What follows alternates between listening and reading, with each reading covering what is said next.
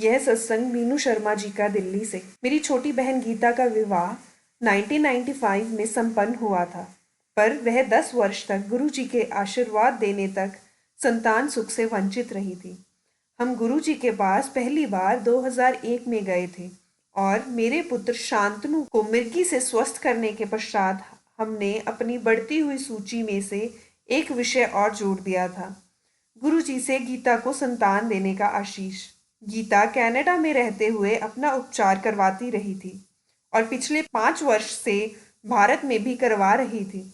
गुरु जी ने मेरे द्वारा उसे कहलवाया कि वह प्रत्येक सोमवार को व्रत रखना आरंभ करे और यदि कोई फल खाना छोड़ सकती है तो ऐसा करे।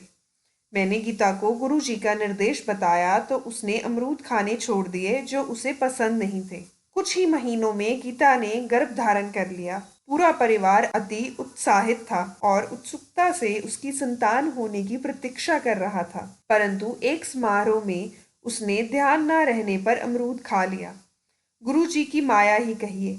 उसने मुझे तुरंत फोन किया। कुछ ही सप्ताह में उसे गर्भपात हो गया और उसने वह बच्चा खो दिया। जब मैंने गुरु जी से इस बात का उल्लेख किया तो उन्होंने उसे शिवरात्रि को उनके पास आने के लिए कहा। शिवरात्रि में 1 हफ्ते से भी कम समय था, किंतु गुरु कृपा से वह दिल्ली आ सकी। गुरुजी के दर्शन के बाद उन्होंने उसे आशीर्वाद देकर उसे वापस कनाडा लौटने को कहा। कनाडा लौटकर उसने अपने व्रत फिर आरंभ किए।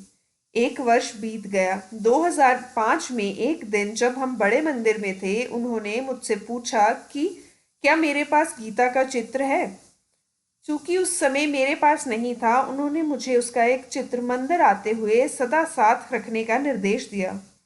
गुरुजी के साथ उस बातचीत के 1 महीने के बाद गीता ने मुझे फोन कर बताया कि उसे फिर गर्भवती होने का आभास है, पर निश्चित रूप से डॉक्टर के परीक्षण के बाद ही बता पाएगी। डॉक्टर ने उसे गर्भ धारण करने की बात स्पष्ट कर दी। उसने 22 मई को एक स्वस्थ बालक को जन्म दिया। यह गुरु कृपा से ही संभव था, क्योंकि क्योंकि डॉक्टर्स के अकॉर्डिंग उसकी बीमारी का कोई भी उपाय उपलब्ध नहीं था।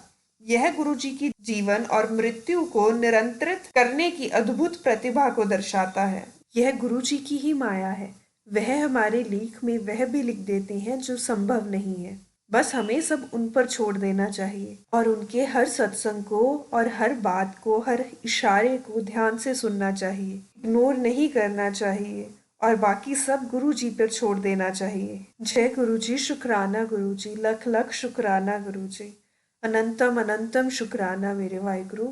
ओम नमो शिवाय, गुरु जी सदा सहाय। ओम नमो शिवाय, शिव जी सदा सहाय। ओम नमो शिवाय, गुरु जी सदा सहाय।